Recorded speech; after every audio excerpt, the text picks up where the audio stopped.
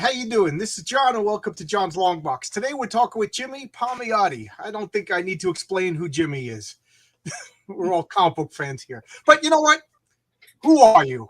Who am I? I'm a kid from Brooklyn that grew up in the 60s and 70s in Brooklyn, and comic books were my go-to for pretty much any time. I had three brothers, so it was always noisy in the house, and we fought for every square inch because we lived in a small house with our aunt and uncle upstairs with their kids. Oh, wow, yeah. Yeah, so I know exactly what you're talking about. So I didn't win the TV fight. That was my dad when he came home at work. That was you were the remote control, right? I did. I just had in my room I would read comics, and then I would copy them on paper. I would try to draw them, and I made my own comics, and something I loved my whole life. And I fell in love with comic art because just I can relate to it, and then here I am, how many years later, making comics and still loving them and fighting for them, and so I basically I can draw. I don't draw too many books, but I do draw. I've inked around 1,000 and a half comics, and you're one of my favorite inkers. Yeah, thank you. And I probably wrote another 1,000. I don't know, a whole lot of stuff. But I always say that my best work's yet to come. Yep. Yeah. Oh man. First off, I got to get my fanboy gushing out of the way. I'm a big fan of yours. I've always seen your name in comic books. I'm an old timer reading comic books since the 60s and 70s myself. I've always seen your name, but I have to say, I started to when all of a sudden, like a name, like, oh, I'm going to follow this guy. I'm going to follow this guy. I grew to love Jonah Hex when you were the writer. Oh my God, did I love that comic? I don't know what it is, but I was always a superhero guy, and your Jonah Hex was my first Western comic that not only did I read, but I loved it every month. So thank you. Well, we're New Yorkers, right? So the idea of a Western is abstract to us. Yeah, you know what? You kind of my Italian grandfather came to America to be a cowboy, and when he ended up in New York City, he was like, "This isn't the West." Well, it was a different kind of Wild West back then, but yeah, I could tell you stories that I shouldn't tell you. but a lot of my love for the Westerns, besides movies and TV and all that kind of stuff, actually, when I was a kid, I would go to this comic book store on Flatbush Avenue called My Friend's Bookstore, and they had these boxes, like 100 boxes of comics, and they were 10 for $1, right? And then if you bought a bunch, he would say, "Go ahead, take another 3 or 4 or 5 of them."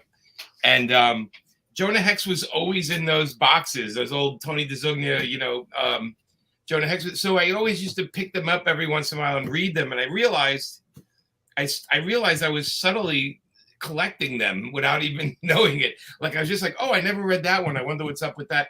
And then eventually I had this whole stack of them, and I'm like, I guess I'm collecting Jonah Hex, and then it also, because I grew up in the like in the early 70s, I was like in my early teens and stuff, and Dirty Harry was like Clint Eastwood. I watched Dirty Harry, and I remember I got to see more movies with him, and the spaghetti westerns with Clint Eastwood, and you kind of fall into a genre, and of course, I like yourself, you probably had the Universal Monsters thing when you were a kid, all those models with the glow-in-the-dark heads and stuff. Oh, my God. My brothers used to scare the crap out of me with those.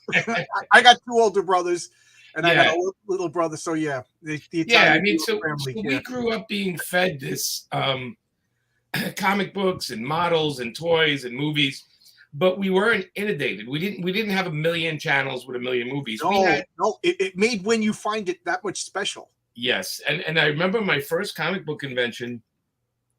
I want to say it was 1974 or 75, and it was a Phil Seuling convention in the basement of the Roosevelt Hotel. Which, if you don't know what the Roosevelt Hotel is, you can just watch the news now, because that's where they take all the immigrants and put them in. They're all in New York. Yeah, I think that's not the same year, but that was my first convention also. Of Phil Seuling, yeah. And it was great because I remember I went in the basement of the building, and I had $10, which was a lot of money for me back then. And it was a lot of money. You bought a lot of comics. It was a lot of money. I shoveled a lot of snow to get that money, and then But I remember that a guy had a stack of Fantastic Four pages, from Jack Kirby, and they were $10 each. There's Amanda. Hey, I'm a big fan, Amanda. Thank you. How are you doing? I'm doing great. Thank you for showing up. Now I can't talk. Now I'm gushing like Cindy Brady on the Brady Bunch. I'm just going to sit here like this. She's sneaking out to the store. I am. I got to run to the store, but I thought I would pop in and say hello. That's nice. Oh, thank you so much. All right. See you later. See you. So I'm like, I don't even know what to say anymore. Good night, everybody. Here you go. So as I was saying, so this guy had a stack of Fantastic Four pages from the 60s by Kirby, and they're big, and they were $10 each. And I had the dilemma of like, if I buy one of those, that's all the money I have. Oh yeah. And I didn't buy it because I was like, I need to stretch this money out. I have to get lunch. But boy, talk about wanting to get a time machine just to kind of go back to that day. I remember a couple of $1,000 in my pocket and wreck some havoc over there, There's a comic book store that opened up by me, and it was the first time I ever saw a comic book store. And I borrowed my friend's bicycle, and I rode to the comic book store, threw the bicycle on the ground. There was a pile of 1 million bicycles, and I'll never forget. He had an Amazing Fantasy 15 for $60, Uncanny X-Men for $60, and now it's I think it was Daredevil #1 for like $40, and I was just like, who would ever spend $60 on a comic book? And here's the funny part to the story. I walked home and my friend's bicycle got stolen. Oh, there you go. Wow. That was New York back then. The bikes you had to literally chain them to anything that wouldn't move. Yeah. When I was like 15, I was the kid that spent I spent $60 on a Fantastic Four number 1. And then I sold it when I was like 19 for like, I don't know, $300-400, and I bought a used Buick with it. And I was the only one of my friends that had a car in Brooklyn. So that's probably a good trade. Yeah, it was fine. I mean, I got it back a couple of years back. I went. My office is in the back of a comic shop called Emerald City Comics in Clearwater, Florida. And he had an FF1 on the wall, not great condition.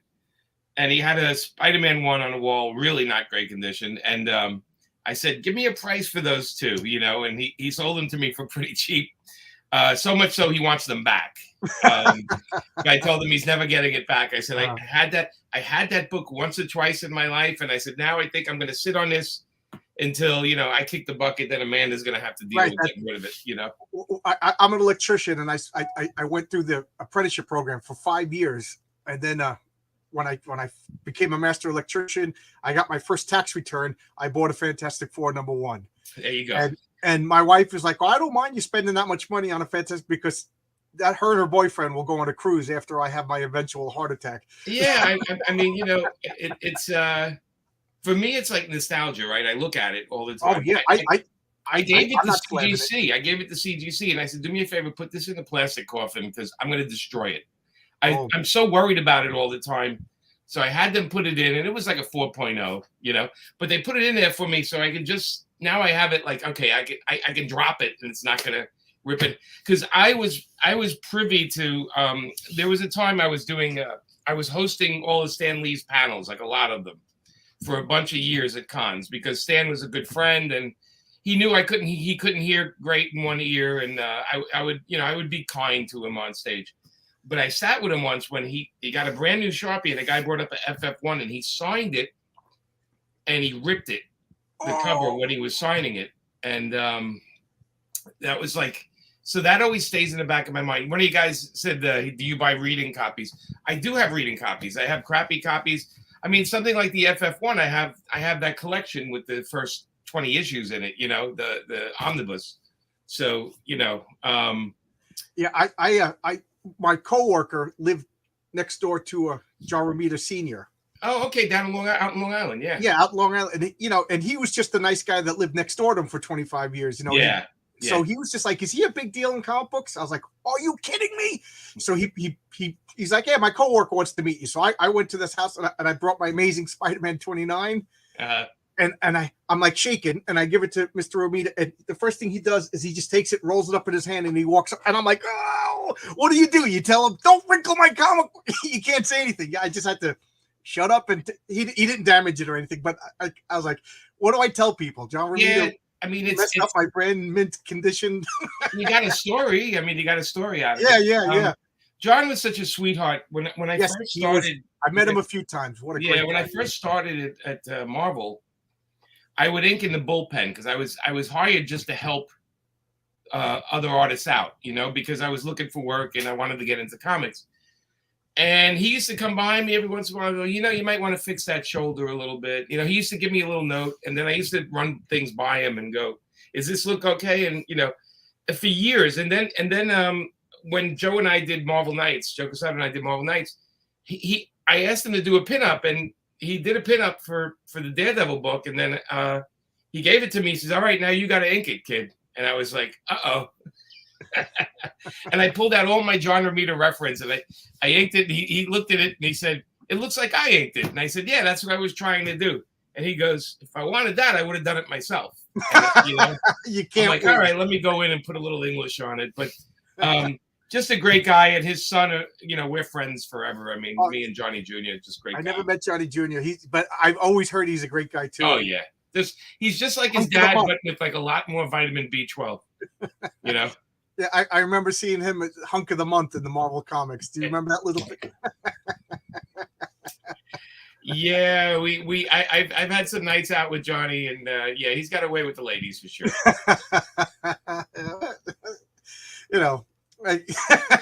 He's a good-looking guy. What do you want me to say? Yeah, he's got good genes. Yeah. What a great guy Senior was. I got to meet him a few times, and oh my God, I was in awe every time. And he's telling me, "Hey, you want this? You want this?" He's giving me stuff. I'm like, "Don't give me anything. This story is all I want. I just Take it all. You just said, "I really love your covers." And his wife is making sandwiches. I'm like, I don't, what a pleasant family. I was reading that the George Perez having a slice of pizza in his hand as he signed. That would get me nervous as well but George had all those colorful shirts, and he never spilled food on him because his wife made them. So I'm guessing he knew what to do with the pizza slice. Plus he was New Yorker, so yeah, he knew how to hold a pizza. Yes. Well, yeah, there you go. So you still live in New York now? No, I live in Clearwater, Florida, down in Florida. Okay. I'm in the 6th borough of New York. Yeah. I got friends. Florida is where all the ex-New Yorkers go to retire. Can you get a good slice of pizza? Yes, I can. Good. I had so what happens is New Yorkers moved down here and opened pizzerias. So I found like 2 of them that are pretty damn good, and but I had to go through a lot of really terrible ones. The problem is when you make pizza anywhere else, a lot of times people make it like doughy and chewy, and it's not supposed to be doughy and chewy. No. I always tell the guys, just when you think my pizza's done, stick it in for another 5 minutes.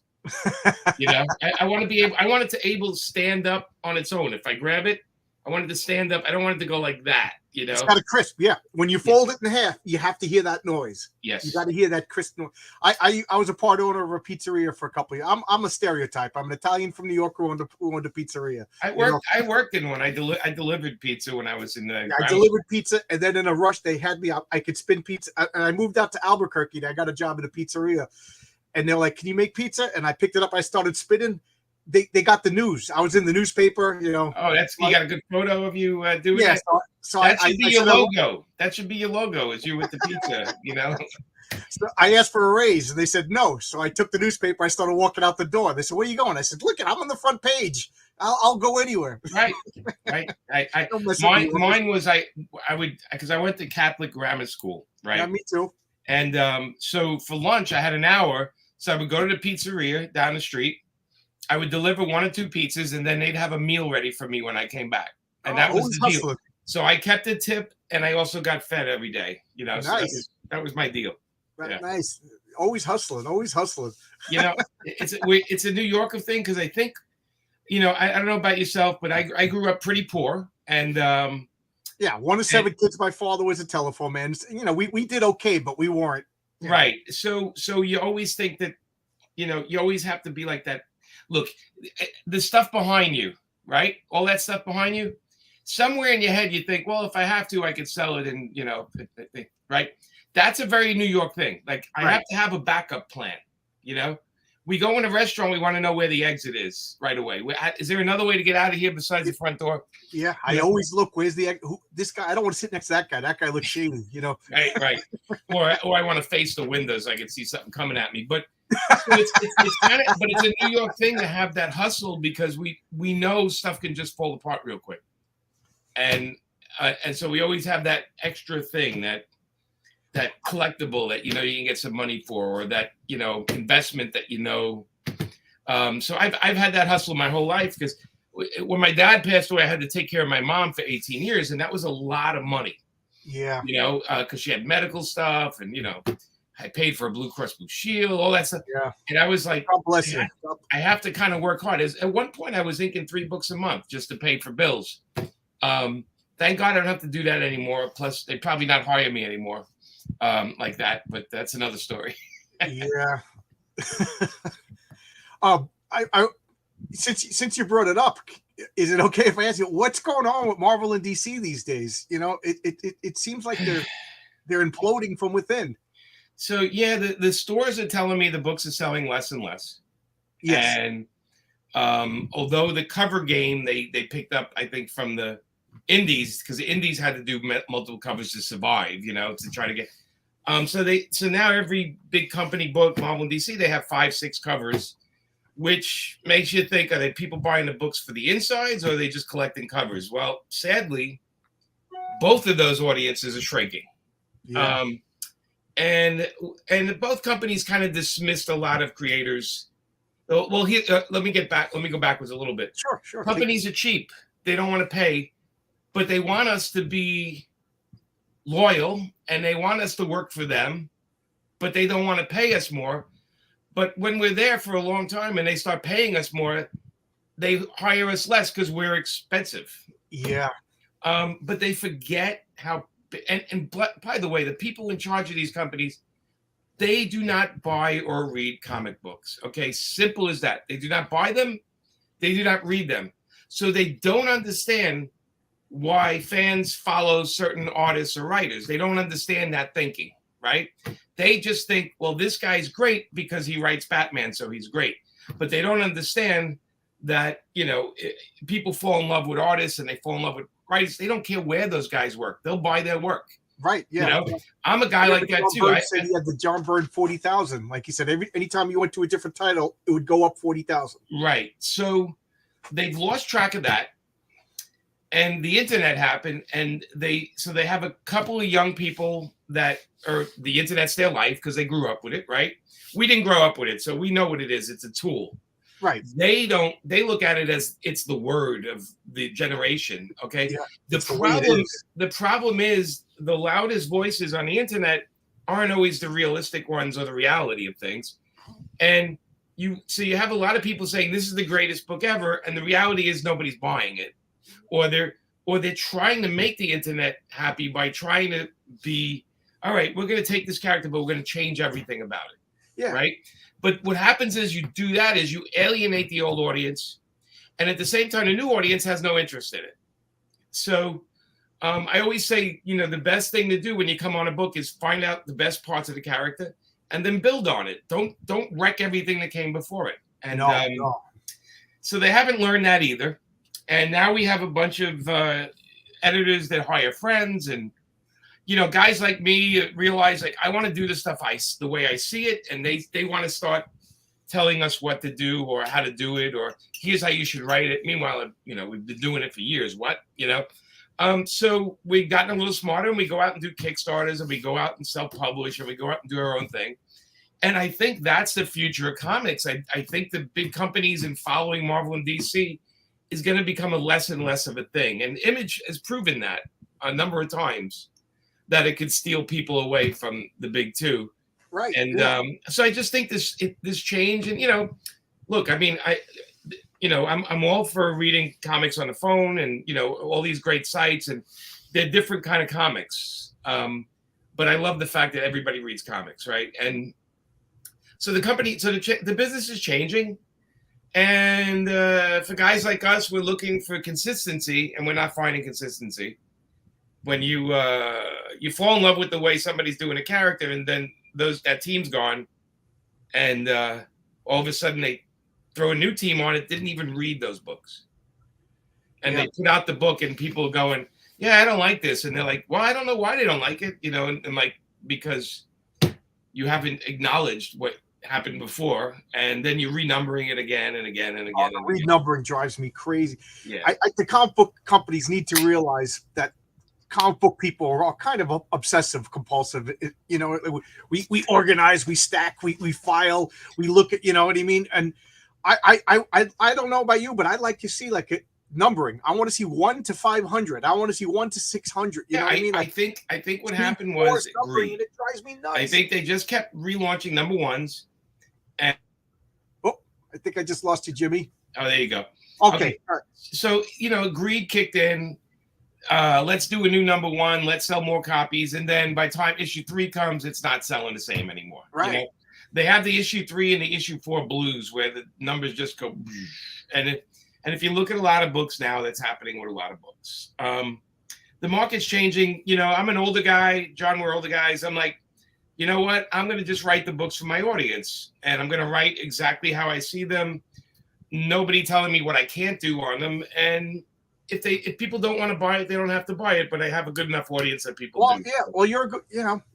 I if I may, I don't mean this to be an insult, but I think you're famous as an inker, but you should be also famous as a good writer. Again, I love people those. Don't even know I inked. I mean, I deal with people come up to me and they go, "I heard you also ink," and I'm like, "Oh, really? Yeah. All right, I'll buy that." You know what? You know what it is? My audience was like those guys that I inked, and then Marvel Knights, right, and Event Comics. But when Amanda and I did Harley, we gained this whole new audience. Yes. Of younger people, so they only knew me as a writer. And all right, yeah. So but now those guys, those people are, they're in their 20s and 30s now. And like I said, old farts like us, we're complaining about stuff like this. Why are they changing the numbers? And why is there 7 covers for this? Or the worst thing for us is you buy the book and you realize you bought it already, but it's just a different cover. That happened to me. I've been there, yeah. And it's funny because now I'm a little bit more sympathetic. I remember the old timers coming in during the Credit Earth, like the world ended. They were livid that their Superman was gone and that's not their Supergirl anymore. And Barry Allen's not the Flash, And I was like, good load of these. Now I'm like, who is this Connor L? I don't even know what his name is. The new Superman guy. You know what I mean? It goes back. It goes back to just reworking something that really didn't have issues. Or having a new take on things. But I think there's a way to do it respectfully. Absolutely. When Joe and Kevin Smith did Daredevil 1 for Marvel Knights, we didn't shit on all the backstory. We just told the new story with Matt and the crew. We didn't dismiss everything that went before. We just kind of did our own story. And it found its audience. And by the way, the odds of Ash coming back, when Joe doesn't have much work to do, then we'll do it. But it's not right away, Bubba. Sorry. John Kent, that was his name, yeah. John Kent. Yeah, I mean, we worked on Your Daredevil run was excellent, by the way. Well, thank you. But you really revitalized the character. But it didn't rework the character. It was, no, you didn't change anything. You just told good stories. Imagine that. You told good stories with an interesting character. Right. And excellent art. And that was the focus of Marvel Knights. We're not going to reboot it. We're just going to put a newer take on it, but you have to acknowledge what happened before, right? You have to acknowledge everything before. Right. I think that's respectful. Yeah, we were fans of. Look, I was fan of Stan, and I'm a fan of Frank Miller and all those guys that got Daredevil before us. And I'm like, okay, well, we can build on that. We don't have to knock it down. And right. But I think the philosophy now is knock it down and rebuild it better. Unfortunately, I don't think the talent level is there for a lot of the books. Not all of them. Obviously, we have standout talent, but I think a lot of it is just kind of like, people trying to cash in on whatever currently is in the world going on. And I remember someone told me years ago, there's like, if you hear or see something on TV and film or a way of saying something and you write it, it's already dated. So, yep. So just kind of just kind of do your own thing and don't worry so much. What you said is I've been saying it myself. Like, okay, tomorrow I get hired to write a Spider-Man, and then I'm gonna just change everything in my image. That's disrespectful to Stan Right. Lee. Well, That's you know, disrespectful to Steve Ditko, and even Dan Slott. These guys all took their turn at the bat. You know what I mean? Right. I don't have the right. And then what? And then you take over and dismiss everything I wrote? Who wants to? I felt that way with after Harley. We put her in New York. We gave her a supporting character. The minute we were gone, they put her back in Gotham. And like the first thing I said to the editor-in-chief, I said, by doing that, you put it right back to where it was before we made it so popular again. Right. So just so you know, I said, she's now a secondary character in Batman's universe. Yeah, she's again. got her own thing. Yeah. Yeah. And by the way, that was a great series. Somebody brought up Power Girl. Your wife's. Oh my God, did I love Power Girl? That was fun. That was a fun comic. Yeah, and we did Power Girl with the fact that Man and I said, and Justin, we said, look, Power Girl is a big, tall Kryptonian. She's built, and she's still feeling her way around the world. So let's just write her that way. Like, we don't have to cover her up. We don't have to make it about her body. Let's make her a 3-dimensional person and give her a life. And then no matter what she does, people are going to like her. And they did. By the end of 12 issues, our run, people were like, I love this character, we've been asking to do the book again for years, and they never gave it to us. So we always put her in our books, other books we were doing. But they never wanted to give us Power Girl back again. I have no idea why. I don't know. No idea. Kevin wants to know, what would you recommend for him? Kevin, I would go to paperfilms.com. There you go. And because I sell a lot of my own books, and look at the synopsis for the books. Look what you're going to like certain things, more than others. So give a look at what we got there. Power Girl, Harley Quinn, Daredevil we mentioned. Jonah Hex. There's a lot of stuff I've done, but it's all different genres sometimes. And Painkiller Jane, yes, I forget. Yeah, Painkiller Jane. She ever coming back? And Trigger Girl 6 is your newest thing, right? Yeah, Trigger Girl just came out. That's this right here. It actually was a Kickstarter. But Power Girl, we have it at paperfilms.com. We self-publish it, right? So it's not in comic stores because we offer it to comic stores, but they don't want it, which is okay. So as far as comics, she's around. We do at least 2 books a year on Painkiller Jane. And as far as TV, we had a film deal that fell apart. So it was supposed to be. I forget her name on purpose because it's something that was like not a great thing. But anyway, we had a film deal that fell apart. Now that the writers are back, we can kind of start looking again. But it's not my priority. It's like I have an agent that does that, and that's his business. I have to make the comics good. They're going to make a movie and TV that's on them. They can do what they want over there. I have to control the comics. I want to say my favorite thing was Monolith. I love that. I don't know what it was. That to me was a New York story. I'll tell you, there's a real John. You'll appreciate this. When I went to New York City, New York Tech College, which is downtown Brooklyn, I went for advertising, and I wanted to take some painting classes. And a guy had a local guy. They said there's a guy that teaches painting classes after school in his house down near the Brooklyn Bridge. And I was like, okay. I signed up for his class. It's old house, and I'm taking the painting classes there. And I'm one of the last ones finishing up. We're chatting. We're getting along great. And he goes, hey, everybody's split. You want to see something pretty cool? And I said, what's that? He goes, check this out. And he takes me down to the basement. This could go a lot of different ways. No, it's not like the way you think it. It's not a horror movie or a porno. Okay? Yeah. So anyway, we go down to the basement, and I'm like, this is really cool. Look at this giant basement. He goes, no, now we're going to go to the other basement. I said, what? And he pulled up this thing on the floor, and it was a long ladder to a giant, like a 2-story dirt basement. Wow. With a light down there. He put his own lights down there. And one wall was all bricks. And it had the brick arches, right? And I'm like, what is this? And he goes, well, during Prohibition, if you notice how big this is, at one point, they would make alcohol here, and they had a horse and buggy down there, and they would go under the Hudson River and bring the booze into downtown Manhattan through this tunnel. Wow. And I'm like, so what's on this bricks? And he goes, could be the East River, could be a tunnel. He goes, I'm not going to open it because if it's the East River, we're in trouble over here. And I'm like, so I wrote Monolith after that because, I had the whole thing with the tunnel under Manhattan. Yeah. It was just based on that story. I just made up a bigger story about a golem being behind the wall, Yeah. But that's where Monolith came from. Yeah. I like I said, that's like a New York story. The New York, the rabbi, the Jewish family that makes the golem. When we talk about monsters, I think golems are one of my favorite monsters. So thank you. We actually had it at Lionsgate.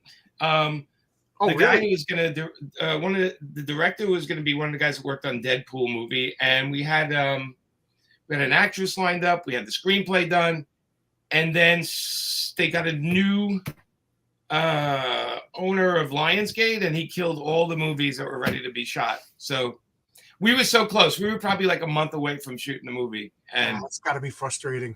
Oh, it was for years. We worked on it for years, so it was done in one phone call. And that's why I focus more on the comics now, because the film stuff is a little heartbreaking. Yeah, it's got to be frustrating. You get your hopes up, and then it happens.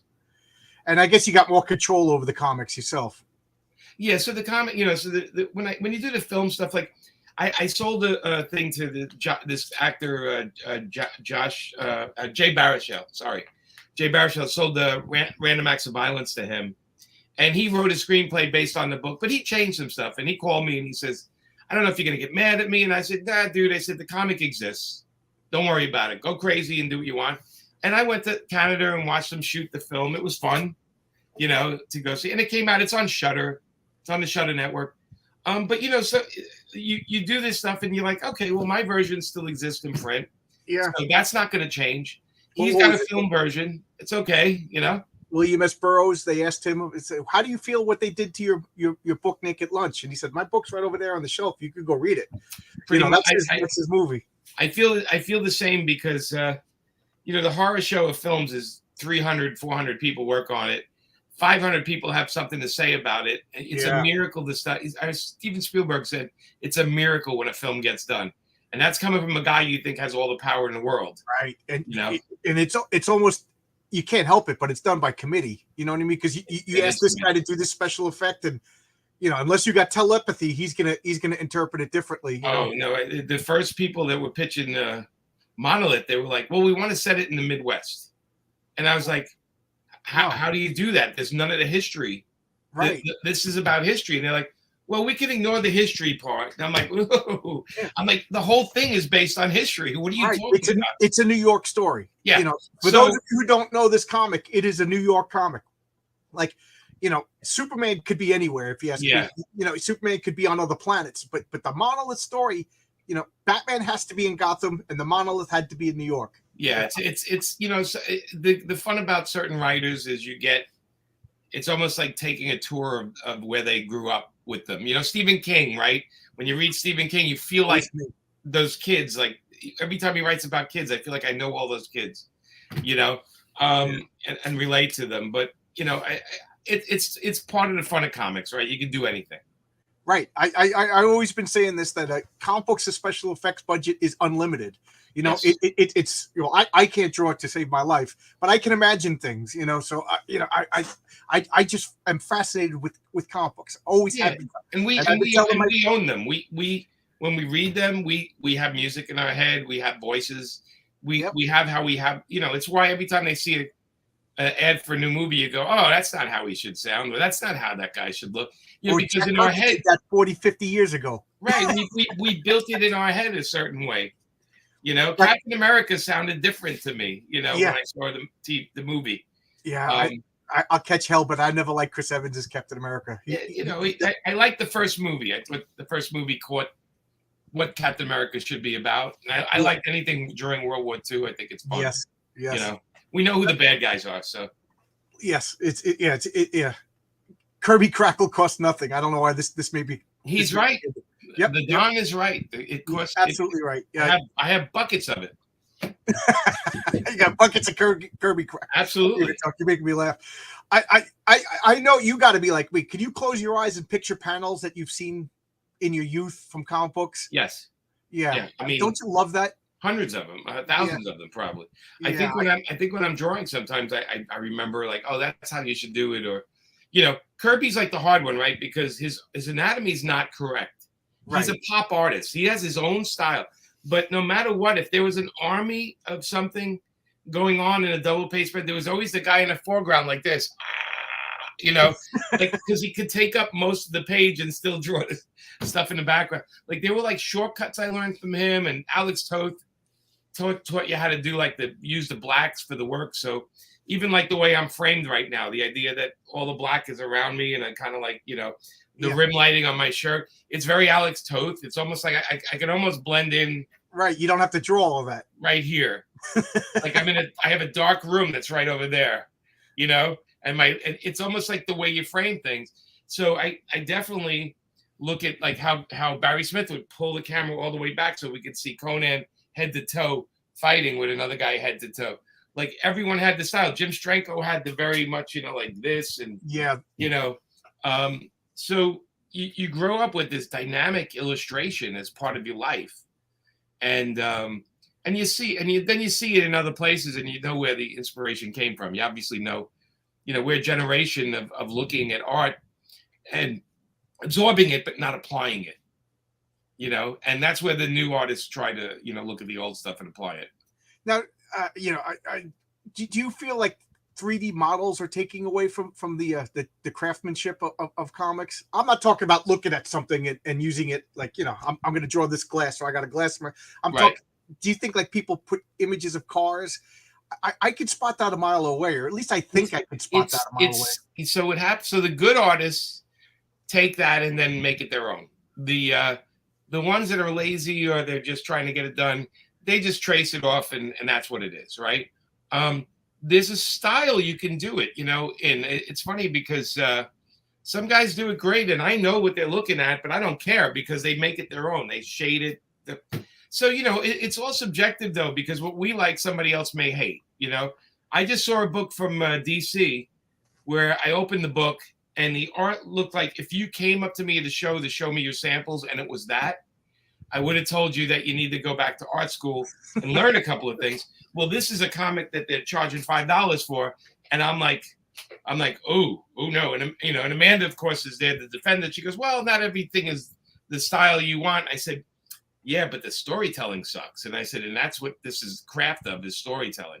Oh, so I'm very harsh with storytelling. I'm sure you haven't seen any of my videos, but I'll talk about comic books and I'll say like, look, if you remove this story, if you remove the word balloons, I could still follow along the story. That's good storytelling. Right. That's it. So Joe Kubert was one of Amanda's teachers. Okay. And Joe used to say that to Amanda, said, look, you can do the book and just take the word balloons out. If you can still read it, succeed.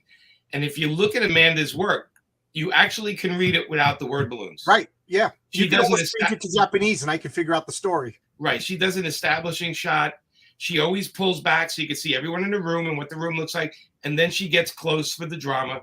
But Amanda's like a classically trained artist. And even though some people may think it's very simple, whatever, there's actually a lot to her work. Oh, and it's all storytelling. It's all emotional storytelling too, which is why Joe loved her, And she's got great expressions on people's faces. Yeah, I mean, she looks at people, and she's not looking at reference. Amanda's got a big mirror right in front of a drawing board, and she's making faces all the time to get the sneer, and get the eyes looking right. And then she calls me in and says, "What do you think of this?" And I'm like, "That's great," But she, but I watch her work, and I'm like, I don't know where she gets it from. She's just. Some people are born talented, man. She is, man. She just did a cover for our buddy's Kickstarter for Zorro, for Sean Murphy, and I think it's one of the best covers in the bunch. It's like Zorro riding the car over, and it's coming towards these guys shooting, and there's so much going on in such a simple graphic. And even Sean said, "This is just wonderful." Sean loved it. He's Yeah, like, she's fun. Her yeah, her artwork is fun, and right. that's to me like when I think back on Power Girl, and I think back on your run on Harley Quinn, I just think it's fun. Like I start smiling when I think about it. Yeah, You know? and it's we do need more fun in the books, Right. Comics are supposed to be fun. Right. I mean, I do love the dark stuff too, but I do like, it's like X-Files. I loved X-Files, and when they made a joke or something went crazy and it was funny, it was great that it was funny, because it was like I needed that relief after that tense scene. Mulder or Scully would always say something crazy, and you'd be like laughing and going, okay, because it's so insane.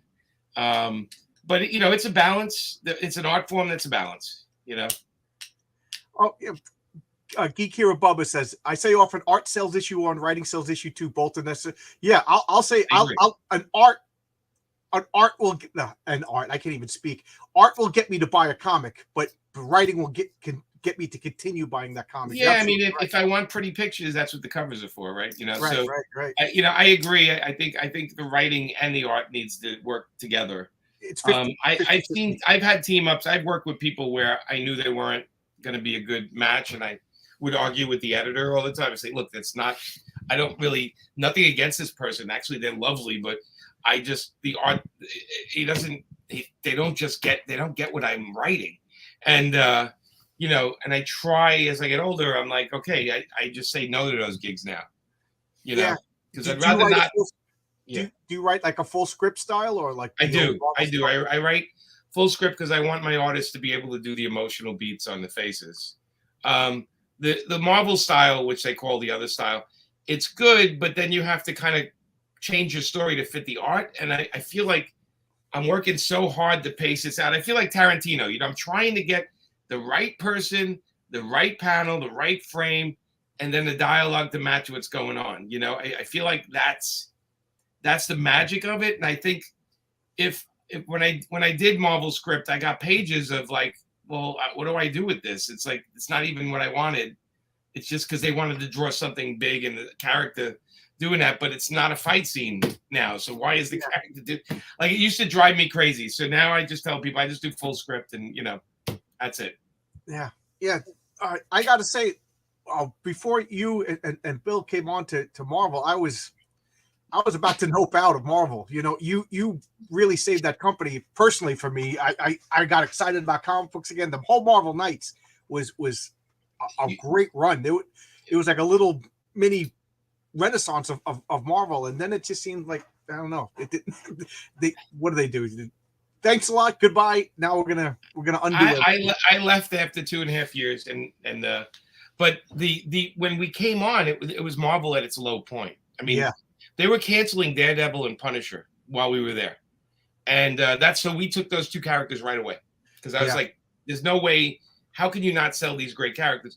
And then Inhumans and Black Panther, I took because I was a Fantastic Four fan, and so was Joe. And we said, well, let's take the Inhumans and let's take Black Panther. I forgot you did the Inhumans. And we just did them the way we did it. Like if they were grounded, if they were really living in New York, how would it go? And we kind of on Black Panther, we kind of did the coming to America type. The king comes to America, and in Humans, we treated it like it's a whole actually. Now you look at it, it's almost like Game of Thrones, where it's a kingdom. But when we did it back then, we were trying to show that these guys had their own system in place, and then the outside world would get in their shit, But we need to build up, right? We needed to build up who they were, and we had Paul Jenkins and Jay Lee killed it on that book. They wanted Eisner for that. I wanted Eisner for that, even for editing. That was a good run. I really enjoyed that. Yeah. Yeah. So it was. You built on the Inhumans, but you didn't destroy anything. No. We wanted to come in and we remember Stan was there. So we wanted to show Stan how we could make this stuff look better and read better, because we felt like honestly everything they were doing at the time felt like it was on. Okay, it's some more of this and more of that, and it was. Nobody cares. And, the love was not there so much. And we went in, we not only changed everything, but we also brought in computer coloring and we changed we put we created a logo for the book so you knew which ones were ours, and Yeah. we did a lot of branding when we came in. You know, we went and did talk shows in New York, and we did it. Kevin did a bunch of branding with us, and we went out and we felt like, okay, so you know, we felt like we had to make a change. We had to do new stuff. And yeah, see, you didn't like the Punisher, the Don. But Don, we had a bigger plan, right? The Punisher Guardian Angel was only 4 issues. And we were waiting for Garth and Steve to finish up with Preacher. And as soon as they finished Preacher, we got them on Punisher. But we had to wait a year. So that's why we did something else, you know. So a lot of people don't know that. But yeah, he also, well, he loved the Inhumans. yeah, whatever. You can't like everything. We're New Yorkers. We don't like everything. And we'll let you know. We're picky. We're picky. Right? I guess being in New York, you have to, when somebody yells at you, yeah, you know, you got to take it. Can't take it personal. Because if an insult's going to insult you, you can't be from New York. Exactly. Yeah. Today on the Long Island Railroad. What do you want me to do? Yeah, you know, people curse. I was snoring too loud. People curse at you, and I used to just smile and wave at them. They curse at me, and I would smile and wave, and they'd be like, "Oh, do I know you?" You know, it would shut them down because they'd be like, "Oh, like, do I know you?" And I'm like, "No, you're yelling at me, but I think I just waved to you, say hi." Do you get recognized? Throw you off your game. Do you get recognized walking down the street or anything? You know, Amanda and I were a couple of years ago. We were in Milan, Italy, eating dinner outside, and a guy with a backpack, young guy, maybe college student, came over the table and said, "Are you Jimmy and Amanda?" And I was like, "Yeah." And he goes, "Love your work." And then he just walked away.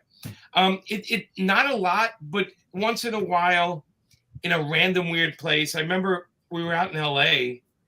And I had a big group with us, like 12 people, and there's no way this restaurant was going to get us in there. And the guy at the door looked at me and said, "Dude, I love Marvel Knights." And I'm like, "Thanks." And he goes, "What can I do for you?" And I said, "I know it's a long shot, but I got 12 people for dinner." And he goes, "Let me go talk to the people." And they got us a table in the back. But I can count on my left hand how many times that happened. I mean, I once in a while, hey, look, if I'm at a con, there's always a drink at the bar for me, right? But yeah, well, that's your place of power. That's the same right. But you know, outside of it, not too much. I mean, the other day, even in the comic store, I was in the comic store picking up a book, and a guy who's a lawyer turned to me and he said, "You're Jimmy, right?" And I'm like, "Yeah." And he goes, "Dude, I became a lawyer because of Daredevil. You're Daredevil." And I'm like, we had a nice conversation. But you know, this is the perfect fame where really nobody knows who the F you are. You know what I mean? Nobody cares, and I kind of like that. I don't like fame. I think fame is a terrible curse. I'd rather people know my work, but not recognize me. The Steve Ditko way of living life, right? Yeah, I mean, you know, it's not that I'm invisible or I don't come on shows and talk. It's just that if it's about me more than the work, then I feel like I'm failing with the work. Yeah, you're not Stan Lee. You know, Stan Lee was bigger than his work. I think in a certain way. Yeah. Oh yeah. Oh wow! So you got Trigger Girl 6 on Kickstarter. Is it on Kickstarter or did it just finish up? It finished up, and we actually today I just finished. Me and Patrick just finished sending out the last packages. It was over 1,000 packages, and we did it in 2.5 weeks. So how do you like crowdfunding? It's exhausting. It's a lot of work, but I love it. I get to control the paper quality and the printing and. You know, the inside, I even color the books, and you know, I colored this one that, you know, and it's a control thing, man. You know, it's like I get to control everything. If I want nudity, there's nudity in my books, there's nudity in all my books. There's cursing, there's violence. It's a control freak thing, and I'm making a book for an audience that likes my work or wants to try something new. So it goes right to the people that buy it, and I take everything personal. So I've done 20-something Kickstarters, and I do not have a single person you will ever find that says they were not satisfied or they didn't get their books from me. Oh, that's great. Okay. They get them on time. They get them in their hands. I pack them. A lot of times I see names and I throw a little note in like, "Hey, what's up, man? You know, how's Texas?" And you know, so it's about a control thing, but it's a real grassroots way of making a living.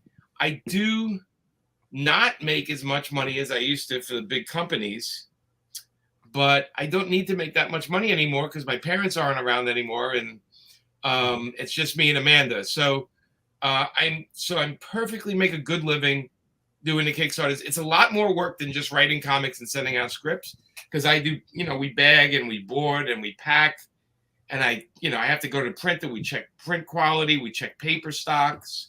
There's a lot of little jobs. Yeah. But I love it. When it comes out, I'm so proud of it. And this is mine. This is as I always did with Marvel Knights, and let me show you how I can do it better. That's always been my thinking. It doesn't mean I am doing it better. It's just I need that. But Jimmy, you were doing it better. You were doing it better. Well, Marvel Knights was excellent. Right, but I was, because whenever you take on something like that, you don't take it on to do it worse. Right. So my thing is, I always want to make the books better. I always feel with comics, they make them so cheap. Like the paper quality is crap. So when I do the books, I actually, I use cardboard on the outside. This thing's thick. I do gloss. You can't really see it on this, but I do. You see the gloss? How mirror? Yeah, you can see it. Yeah. Yeah. I mean, I do all the printing things. We do color printing on it.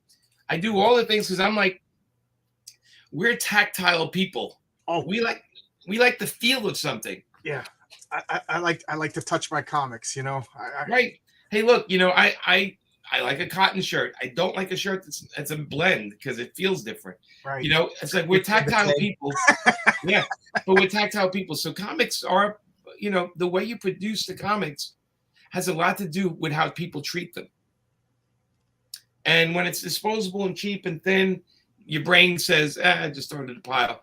When it's something that looks beautiful and it's got a gloss, your brain says, oh, I got to put that in a bag and save that. That's special.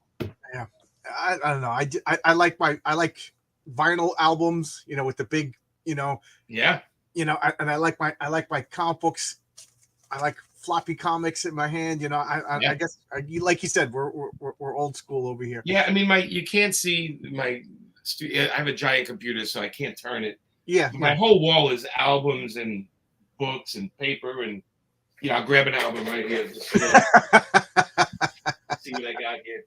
Oh, that's Blondie. Well, I'll show you here. This is Blondie's great. Yeah, no. But they did like, when they do the special editions of albums. So they did a soundtrack for the Random Acts of Violence movie that was in, and the guy who recorded it signed it and sent me it, which is pretty cool. I love that stuff. Like I love all this stuff. It's a lot of crap, but it's my crap. I love when I put the needle on the vinyl and I hear the hisses and the pops. Yep. There's something about a vinyl album. It feels like a commitment. Like I'm gonna, like if I put in a CD or if I turn on the computer I start doing something else. I start reading a comic or I start organizing. But when I put on a vinyl album, I'm just sitting in a chair looking at a record turning around, really listening. Yeah, because you grew up reading the lyrics with the music. Yeah. So. Plus, I know I got to get up and flip it over at some point. So I don't want to be too far away. My knees. I mean, I find good and bad with both, right? Because the vinyl does take up a lot of space. I do what I do on my iTunes is I make a lot of my own, my own playlists. So I'll have stuff like Brazilian and music. I'll do a mix of like 3 or 4 hours of different kinds of music. Because when I write, I like to have soundtracks. So I mix a lot of John Barry and a lot of stuff like that. So I honestly, I don't know which I love more, music or comics, because although I'm not musically inclined, and I was just about to ask if you could play an instrument. I can't. I tried. No, and it's probably why I appreciate music so much, because I can't do any of it. I'm honestly in awe when I see somebody pick up an instrument and make music come out of that instrument. I mean, I get flabbergasted. I love female singers, and sometimes when they're singing, I feel like I'm on another planet. You know, it's like that Fifth Element part where that blue chick is singing. It's like you're in another world. All of a sudden, it's another world. Yeah. If you're not going to put the love and effort into the outside, why should we? Yeah. It's like you gotta make it right. Yeah. It's like a car. If the outside's great and then the inside is uncomfortable, then it doesn't. I'm not going to say the brand of the car, but I went to buy a brand new car, and the car was perfect, except when I got in, my knee kept hitting into the handle on the side of the door. And I asked the guy, I'm like, what is with this? Like, and he goes, yeah, you're not the first person to complain. I said, well, I don't want this car anymore because all I'm going to feel is my knee hitting the side of this thing. Yeah, and every time you get in the car, you're going to get aggravated. Every time. Yeah, I'm not going to spend 40 grand on something that I wish I 40 could grand to get aggravated. Yeah. Yeah. All right, so I wanted to ask you this. Dan DiDio now, he's all of a sudden people are in hot water because he talked to the wrong person. How do you feel about this? I know he's one of your buddies. Yeah, Dan is the guy that got us Harley. He's the guy that greenlit Jonah Hex. He's the guy that got Amanda to do Power Girl. And Dan did a lot of great for us. Dan, I got nothing bad to say about Dan today. Yeah, and Dan did an interview with a guy that, Dan didn't. You think Dan knew who was interviewing him? I think he did like 3 interviews. It's fake news. Right. It's fake. If you have a problem with the guy that interviewed Dan, then address the guy that interviewed Dan. What it's ridiculous. It's like Johnny Carson did something. Yeah. You're gonna go after Don Rickles. You're gonna go after Don Rickles for something. We both went to Don Rickles. but I'm saying it's non-news. It's so much non-news. It's already out of the. Well, you know what gets me the maddest? What? Dan DiDio. First off, he hired all these people that are complaining about him. Second off, he's just trying to sell a freaking comic book. And these people that were complaining, they weren't going to buy it anyway. So and now it's just and now they're going to get mad at Dan DiDio. What if Dan? Wouldn't you just love him to go work for Marvel and run Marvel Comics down? Just like, well, you're not hired. You're not hired. Dan was the only guy that ran DC for 18 years that kept saying his favorite comics are Marvel Comics. He used to say that all the time. He goes, I grew up with Marvel Comics. I love Marvel Comics. And Dan. You know him better, so correct me if I'm wrong. But he was my neighbor. Characters. He knew the intricacies of Metamorpho and everything. He loves comics. Dan, when we have those stories, right, like last week, and then you have pros coming out. Oh, Dan did this and that. I'm like, you know what? You have to have something better to do. You have to have something going on in your life. These are, like you said before, these are terminally online people who don't, Right. And don't you worry. Nobody's going to yell at you for talking to me because nobody knows who I am. So don't worry. Here's the thing. It's their opinion. And like most opinions, I don't agree with it. And so at the end of the day, Dan DiDio is a buddy of mine. He used to live next door to me. Oh, wow. So I knew him before he got into comics, by the way. And he's been a great guy, and he's treated Amanda and I like gold. And I don't have a bad word to say about him. So anybody that I know who worked for him, they say great things about him. He loves comics. He was there for 18 years. He did his job. Whoever's in next, they're going to do their job. Right. And the internet really needs to be outraged about other things. Okay. Well, that's what fuels the internet, right? Outrage is what fuels it. Right. Real things in your own neighborhood. But you know what? I don't give it any fuel. You notice I don't address any of that because I don't care about their opinions. So right. They can't even sell their own comics, and Well, it's like notice I didn't mention any of their names because who cares? No, because why would I give free publicity to anybody? Yeah. John, I don't know the history of John, but we're doing an interview. We're talking about the things we love. I can't wait till people are outraged by me. That means I made it. But if you're looking to bait somebody to say something that can use against them, it's not really a great interview. It's kind of disrespectful, And for me, we could talk about, you and I could talk about comics for days. Because we could talk about Jim Starlin, Captain Marvel versus. Oh my God! You want to talk about Jim Starlin? Let's talk about Jim Starlin. The greatest comic book of all time is Avengers Annual number 10. Right, there you go. Right, and so it's like so we have that in common, and everyone's gonna have some opinion on something they don't have in common, and that's okay. Some guy told me the last James Bond was the greatest James Bond movie, and I said no, it's one of my least favorites because I don't like the way it ended. And it's like, but it doesn't change the movie. You know, Right. it's just people talking. So I don't think I think sometimes I find the people that weaponize what other people do need the attention. Absolutely. And I'd rather have people talk about my books than stupid things I say. Yeah, I say a lot of stupid things. You know, it's funny because my feed gets political sometimes. It gets very comic booky art sometimes. I have a lot of art where people go, you know, you post too much art, and I'm like, there's no such thing. Guy. But there's no such thing for me. I'm like, I can post art all day. I love original art, you know. But there's always somebody going to complain. But my thing is, the internet. I remember we were doing Harley Quinn and Poison Ivy, and all these people I got 2 death threats from that, you know. Wow.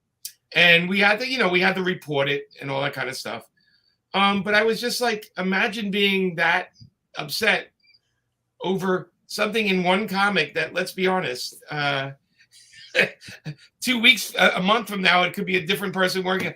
It's ridiculous, right? That's over. You know, I will say that there's been creators that did stuff that I didn't like with comics. Let's be realistic. All right, I just wanted Kevin Ryan. Thank you, buddy. Thanks for checking it out.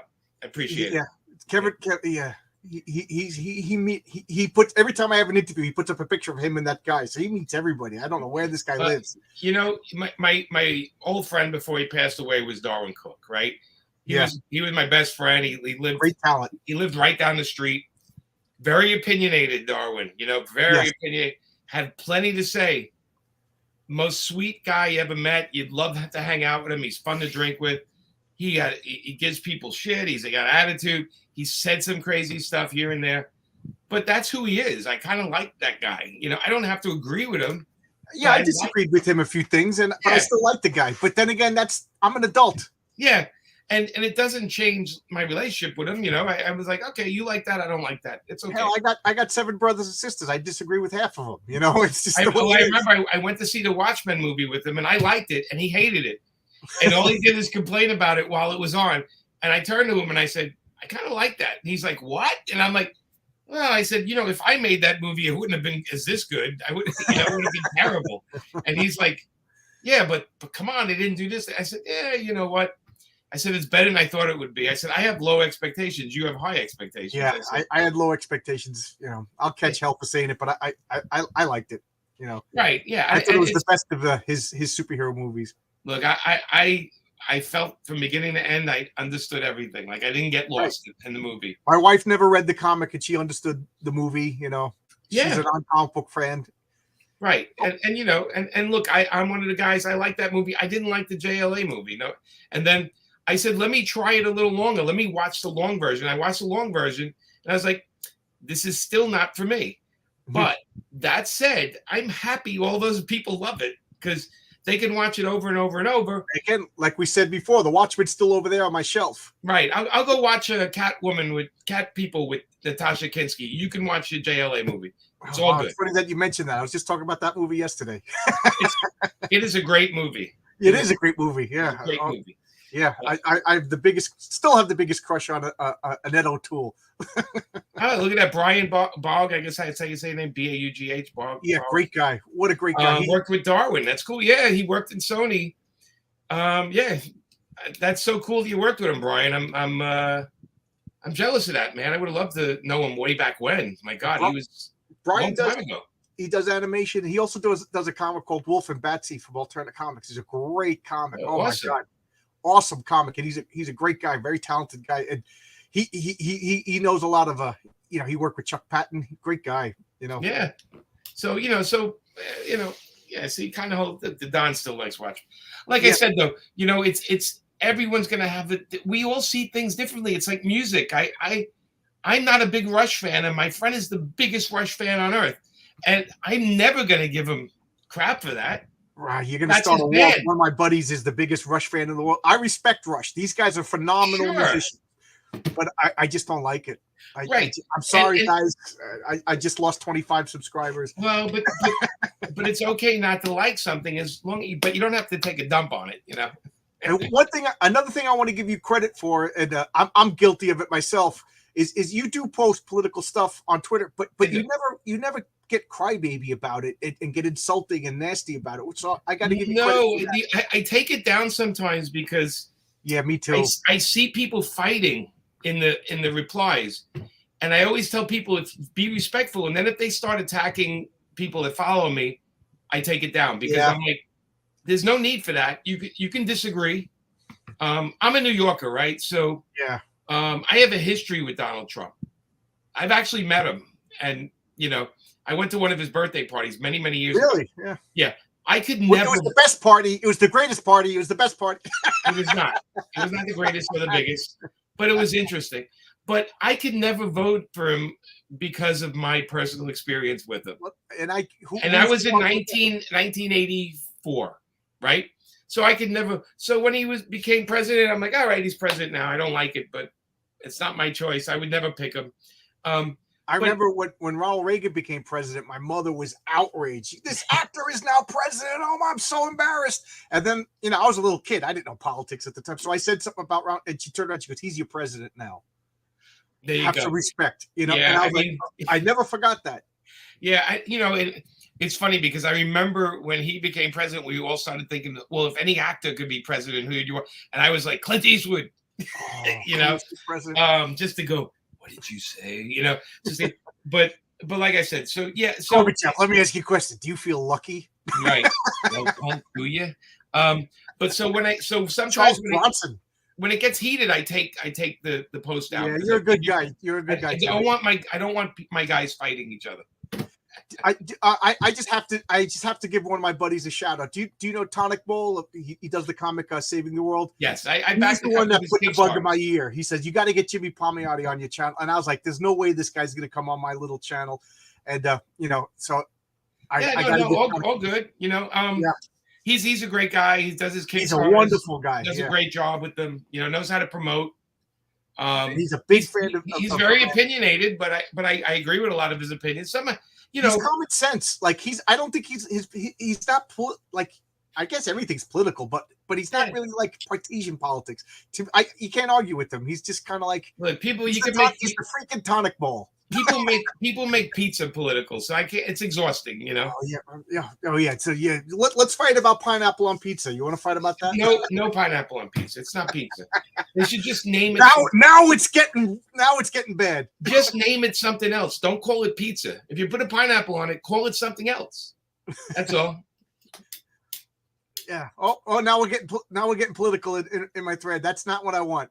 You see, but yeah, and you see, and I'll argue. See, I like Biden because I feel like he has a soul, and I feel at the end of the day, no matter what, with the stuff, the way he treats his kids and the way he treats the people around him, and I feel like he tries to do better for people. And I love that he went and stood with a union. No president's ever done that, and I'm all for unions because I feel like big companies treat people like crap. Oh, I'm a union construction worker. Yeah. But anyway, that's okay, Don. We don't have to, we don't have to agree. Yeah, okay. I disagree with a lot of people. And I raised my voice a couple of weeks ago, and I apologized to the guy a couple of days ago. Yeah, I'm human. I fail. I just want to say Fabrizio Aiello is the creator, artist, writer of Horace H. Hoover, another great, phenomenal comic book. Oh my God. Cool. Nice to see you, Fabrizio. Yeah, he's like he comes on my channel. He's got this NPR voice. He's like, yeah, and then he draws these freaking nightmares. I just love it. I can't shake the Brooklyn accent. I'm sorry, guys. Don't shake it. Don't shake it. Don't shake it. I love it. But Marcus, no pineapple on pizza. Right. I agree. Also, because I don't like that. The idea of heating up a pineapple sounds to me. But you know what? I think if I was in prison for 30 years and somebody said, "Hey, we got pineapple pizza," I'd be grabbing a slice. So it's I take the train at Long Island Road from Jamaica Station, and I don't know if you've been around there lately, but I leave. I got like a half hour. So I walk in, there's a pizzeria across the street. There's nothing better than a Queen's Pizza joint. I go in there, I like you said, I fold it, I crisp, I buy it. What's the name? Do you remember the name of the pizza? Oh, now you put me. I'll put it in the description. I'll find out tomorrow. But I can recommend a couple in Brooklyn for you that I can actually recommend them that you should go in there. Okay. Tortono's in Coney Island's been there since. Here's my notes from last night when I was talking about crowdfunding. Okay, Give me these pizzerias. Tortono's Pizzeria, it's in Coney Island. Okay. And if you're gonna be in Coney, it's only a couple of blocks away. But go to Nathan's and get a hot dog. Oh, of course. I was about to say I'm going to get a hot dog on my way to your pizzeria. Yeah. And the other one is L&B Gardens. L&B Gardens. Right. And only get the Sicilian slice. Do you ever go to Big Al's Pizza by Wall Street? And yes. But that was not lately, but not lately. Oh man, I remember my father took me there. Yeah. There's another one on Avenue J in 16th Street. De Farah. Oh my God! That was my neighborhood pizza. That was my neighborhood pizza when I was a kid. So old man De Farah knew my dad. And so we'd get pizza there all the time. But they opened the De Farah Pizza in Las Vegas. Really? It can't be the same. In the Caesars Hotel, and it was like midnight, and I see De Farah Pizza in the corner of the hotel. And I tell him, man, I'm like, I have to try this. I know I'm going to be heartbroken, but I have to try it. So I went and got a slice, and it tastes exactly like it. Really? Did. Yeah. And I was like, how did they do this? And the guy there said, he goes, there's a certain list of ingredients we follow that we're not allowed to not follow. So so they taught them how to make the pizza that way in Vegas. And I thought, do you remember the Joe Koch comic book warehouse? It was in the advertisements for the old Marvels. Oh yeah, Koch, man, he had that by Brooklyn. Yeah. So my buddy and my buddy Mark, he was like, "Let's go there," and I was like, "We could go." So we went in there. Yeah. And we drive down to Brooklyn. The guy opens up. He just lets us in. He goes, "Go ahead, wander around." And we're pulling comics off the shelves. Climbing up ladders. It's everywhere. And I felt like I was like hanging out with sea monkeys because this was an advertisement in the comic book. Right. And now I'm in the place, and I found one long box. And in this long box is X-Men #1. Frank Frazetta and he goes, "Oh, you found the good box." So I actually bought Uncanny X-Men #1 from that guy. Yeah. And then we went to the Farrah's. And we sat for 2 hours while an 88-year-old man made me a pizza. We couldn't sit down because there's 3 tables. Old man. Yeah. He died. He's no longer. Yeah. His son is. But he used to, when I used to go there with my dad, he would be, hey, Tony, they would speak in Italian, right? Yeah. And I would sit there and, because it was a little corner place, only had like 4 tables in it, like booths. Yeah. We couldn't sit down until we were actually eating. So, and it took 2 hours. So we're sitting there like, this pizza better be good. This pizza better. And I'm like looking at Mark, like, I can't believe you took me. Oh my God, this is great. This is worth 2 hours. They use fresh, fresh. Everything was fresh, but they also it's different than other pizza. I hate this term, but it's the only thing I can think. It's old school. Yeah, it is. It is definitely old school. You can eat 2 slices, you're full. Yeah. Absolutely. But Mark and I would finish a whole pie because we weren't gonna waste it. No, but that's my childhood pizza. My dad would pick up a pizza from him, or we'd go there. We'd go there and eat there. My buddy David's eating pizza right now. Right. No, I didn't eat dinner yet, which is it. Amanda went out. That means she's gonna be out for 2-3 hours. So I told her I texted her just pick up some food for us on the way back because neither of us are good cooks, which is not great for a couple. I don't go to Italian restaurants because, like I said, I was a part owner of a pizzeria, so I can make Italian food better than most restaurants. So Oh, okay. Well, he's asking where do you get a good egg cream in New York? I don't know anymore. Yep. My father took us to Brooklyn, where he grew up in Long Island City. Yeah. On Hull Street, and he was like, "We got to go there. We're going to get an egg cream." And I swear, I've never seen my father cry when he found that the egg cream place was gone. Yeah, because it was the fountain jockeys would make the egg creams. Yep, the soda jerks. Yeah. I think the last one they had that made egg creams that I knew of was actually Woolworths on 34th Street. Yep, my father said the same thing. I think that had them. I'm sure people make them now because it's probably like a $35 thing. Have an original egg cream. You know how New York makes a place that just does grilled cheese. Yeah, it's a whole business. $18 for a grilled cheese sandwich. Exactly. It's probably delicious though. It's probably great, and hopefully you don't have any disappointment after. But my mother-in-law, she came from Winnipeg, and she just wanted to go to a New York deli, and I forget where I took her, and she opened up the menu, and it was $18 for a hot dog, and I was, Whoa.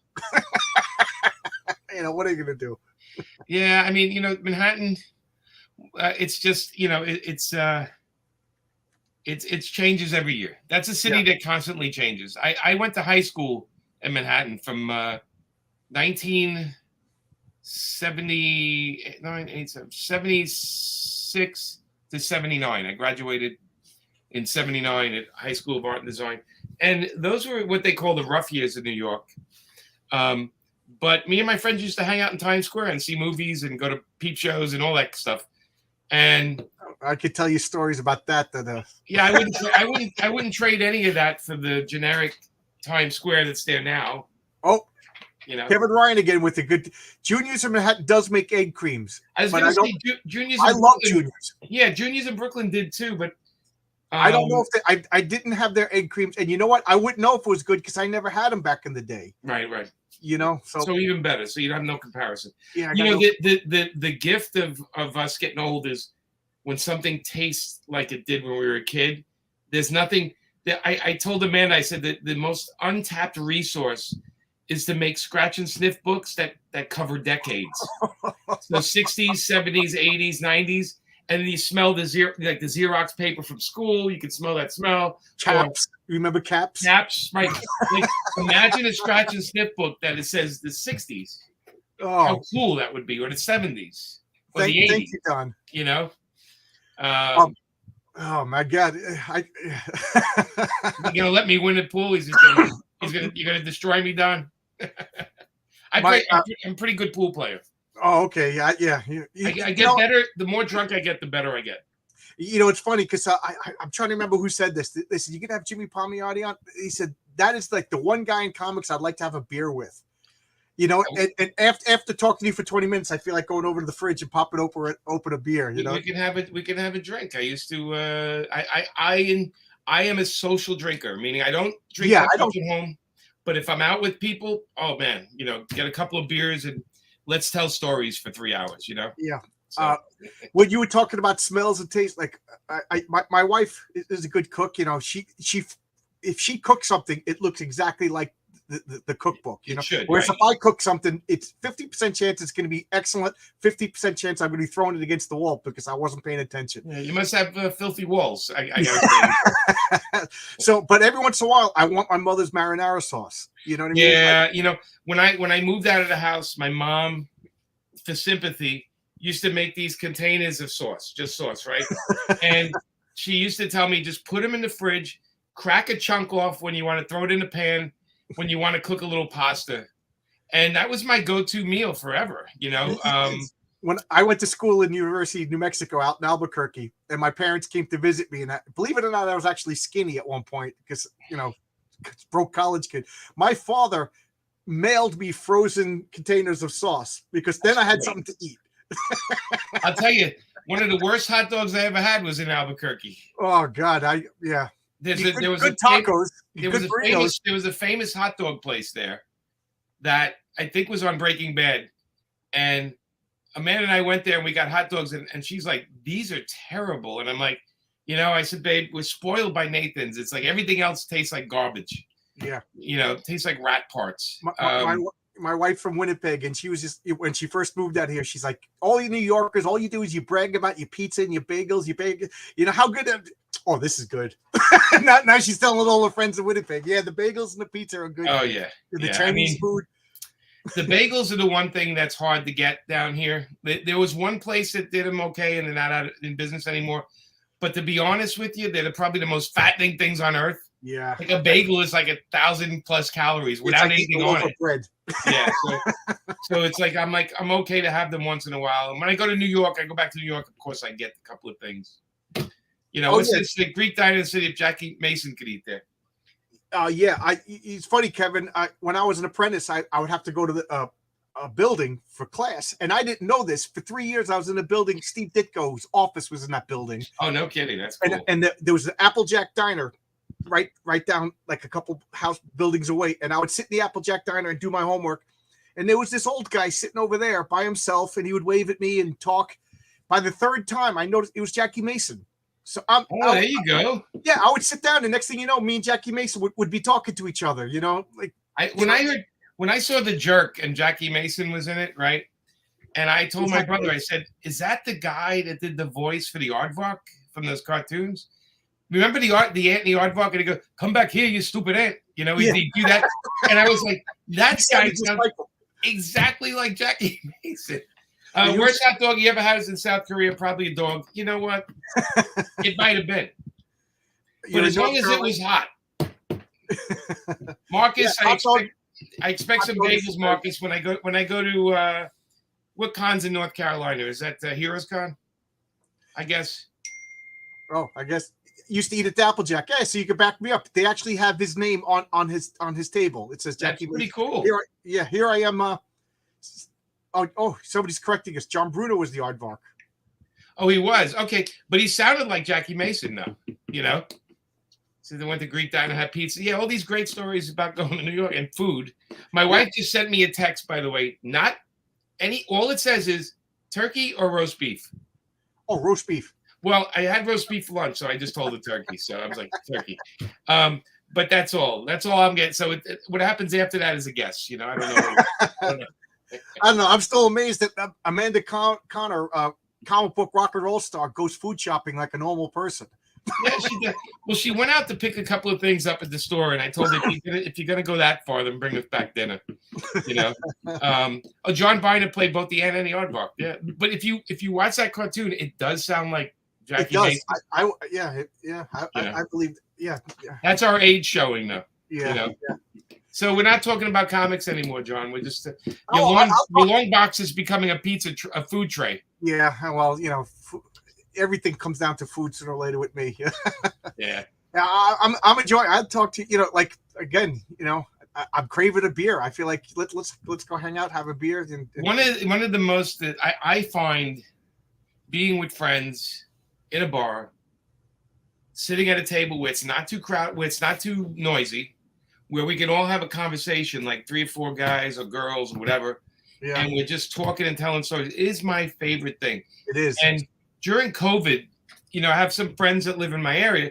During COVID, they were telling us, okay, you got to stay like 10 feet or 6 feet apart, and you know, all that stuff. So what we did because we're in Florida, what we did is we took our chairs on our buddy's lawn. He had a big lawn, and we just put them in a big circle. And we each had coolers, and we just drank and hang out all night. That sounds awesome. Yeah. And it was really nice because, again, you know, that is something when you're in that moment, when you're having good conversation, when you're comfortable and you're with friends and you don't have to worry about what you're saying getting deciphered or taken apart or used against you. Yeah, absolutely. It's a really nice thing to do with friends is conversation, you know? Yeah, when I was living in Flushing during COVID, and my friends stopped coming over. Everybody was paranoid. The restaurant started, and I said to my wife, "What are we living here for? You know, I'm living in a crummy 1-bedroom apartment, 3-story walk up, no parking space." So I moved out to Suffolk, and I'll never forget. We packed up the truck, we loaded the truck, we unpacked the truck, and I went to 7-Eleven to get some sodas and some potato chips, stuff like that. And there was a bar, and inside the bar, people were playing pool. Music was playing, and I compared that to Flushing, where I just left. I'm not even joking. I got like teary-eyed. I told my wife, we got to go to this bar. You know, like people are actually living. And then we went to a diner for dinner, and TV was on. People were joking. Waitresses walking around. I'm like, it's like Suffolk's not affected by COVID. You know, well, you know, in Florida, they were playing loose and crazy because we have crazy politicians. Yeah. Unfortunately, my buddy runs he runs the ER in a local hospital.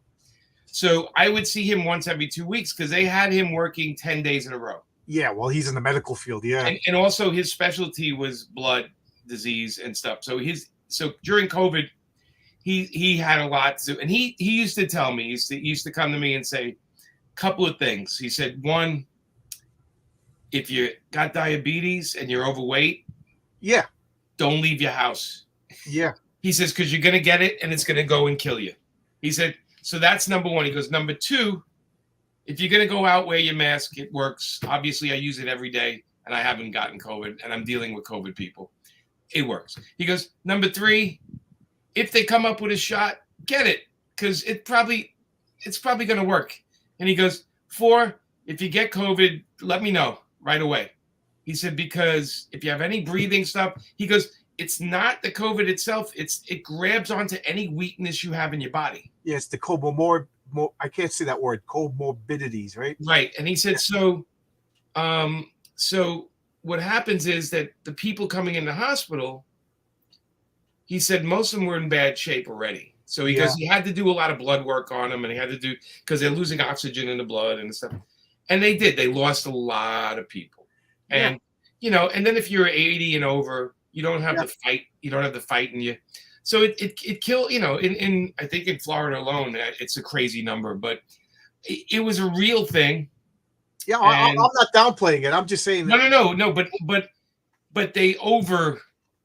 I think they went a little overboard. Yes. With stuff. But isn't that always the way with the first time something happens? Well, that's what I said. When it first came out, I'm not gonna. I got a little panicky. I'm like, what's going on? And then, I'm kind of a conspiracy person myself. But so I was like, it came out of a place in Wuhan where there's a COVID clinic, and I remember people were telling me, like, oh, it came from the bats. And I was like, well, why aren't they gathering up these bats and dissecting these bats and figure, so I thought that it was like a weapon that got out. So I was like, we got to do something. So I didn't take it lightly. And I remember I went to the Suicide Squad premiere in London. Not Suicide. I went to the Birds of Prey premiere in London. Okay. They flew Amanda and I out. We hung out with Margot Robbie. We went to her party. It was a great time. Right. Cool. And when I was coming back home, on the plane, this is before COVID was being talked about. They came up to me and they said, where were you before this? And I was like, we were in London. And he goes, were you in China at all? Did your part of your trip include China? And I said, no. And they're like, okay, go ahead, go on the plane, right? And then when the president said at the time, he says, now, if you're overseas and then you want to come back to the United States, you have, I think it was 7 days to get back, right? Remember that? And everybody had to come back to the States. How I think the disease got spread so badly was that for 3 or 4 days in Atlanta, every international flight started coming in full of Americans. Oh, okay? Everybody came home. Okay. And what happened in Atlanta was they couldn't process the passports and the people coming in fast enough. So they had to pile everyone into these hallways that went on for like a half a mile. Okay. So one evening I'm seeing on the news and they said 10,000 people are waiting to get processed in Atlanta. And they show a shot of it. It's a sea of people going to this where the passports are. And I look at Amanda and I said, this is every scary scene in every movie I've ever seen where everyone's in the same room. Now, right? Nobody's covering their mouths. And guess what? They're going to go through and get on other planes that go to other parts of the United States. And I'm like, and that's how it spread. I was like, but again, I think on some level with anything like this is, eventually the body learns how to fight it on some level. That's people getting scared, and I this is going to sound pretentious, but I have a degree in ancient history. I tried to become a college professor, and I said all plagues and all pandemics lose steam after all. Otherwise, there'd be no humans left. So this too shall pass. Right. I mean, polio was the one we nailed the best, right? Because the vaccine was given to everybody. Polio was knocked out pretty quick. But look at that. Don Marcus says it's too stupid to die and stubborn. Yeah. He said he was in a coma for 16 days. Really? Yeah, I had a guy on yesterday. He was in a coma for 5 weeks and in the hospital for 5 months for COVID. Yeah, we have one of the comic pros that I know has long COVID, so he's still not himself anymore. But hopefully he'll get back to it. Hopefully his body will start reworking. Good. I casually say I party with Margot Robbie because I like her to tell the story of partying with Jimmy Palmiotti instead of me telling it. I feel me telling it, it's like I'm bragging. Yeah. I'd rather her brag about it. So Yeah, there you go. I partied with the guy that wrote Monolith. There you go. You know what's funny? There's a photo of me with Margot Robbie, and I have my hand on her shoulder, and it's not grabbing her shoulder. I have it like this, and some magazine picked that photo up from somewhere and said, check out the proper etiquette on this guy for taking a photo. And I looked at that and I was laughing. I'm like saying, I just, because I didn't feel like, I didn't really know her that well. I'm not going to grab her. Like I needed maybe 3 more drinks for the hand to go down. I just felt like, well, it's nice that you were she's 2 martinis away from it, from making out with her. Well, no, yeah. I was excited because Rosie Perez was at that party, and I was like, that's another Brooklynite, right? So yeah, I got to find her and talk to her for a while, and that was so cool. Let me ask, did you talk pizza? No, we talked neighborhood though, because she was down by 7th Avenue, and Amanda lived like 2 blocks from where she lived. So we were talking about neighborhood. With Margot Robbie, Margot actually talked to us about how she modeled the character after our books, and she was talking about the scenes from the books that made it into the movies and the nuances that she was doing. That's so cool, huh? Yeah, she is actually as beautiful as she looks in the photos. She's smart as a whip. Oh my God. And she has that star thing. Like when you meet her, like the whole air changes in the room, Yeah. She is one of those people that is, I get it why she's so big. She's just great at everything. Yeah, there's a reason why she gets $200 million to be in a movie. You know what I mean? And she does her homework. She's not a flyby actress. Well, that's good. I get nervous whenever people talk about actors and actresses I like, because I don't want to hear that bad story. So thank you for telling me. I only have good ones. The ones that were bad experience, I don't talk about, because I figure that's free publicity. Yeah, I peed next to Richard Gere at a movie theater in Philly. Don't know. You should have said, "Hey, Richard, is this where the dicks hang out?" That might have made him giggle. I worked at a gas station in the Hamptons right out of high school, and at one point, like for Sunday nights, that was the busiest gas station in New York State because everybody was coming home. Right. And my buddy Phil, we were just talking that morning, like, who would you, if you could get a whole pass and your girlfriend would let you, he's like, Brooke Shields. She's the most beautiful woman on the planet, blah, blah. So he's at the gas station. He gives me his credit card. He's pumping up gas. And then I turn around. Brooke Shields is right here. She's like, hi. And she was going like this. So I was like, is everything okay? She's like, can I use your restroom? And we didn't have a public restroom, but of course I'm going to let Brooke Shields do whatever. So I walk her over to unlock the bathroom, do what you, and now I'm banging, Phil. And he's giving me the finger. I'm like, Phil, and I'm on the speaker, Phil, get in here right now. And he's yelling, leave me alone. And, and then she comes out. I guess she had like makeup problems or whatever. I guess when you're beautiful, that's your main concern. Right. Thank you very much. And she bought a pack of gum or whatever and left. And then he finally comes over, what's the matter? I'm like, Brooke, that's Brooke Shields getting into a car right there. You blew it.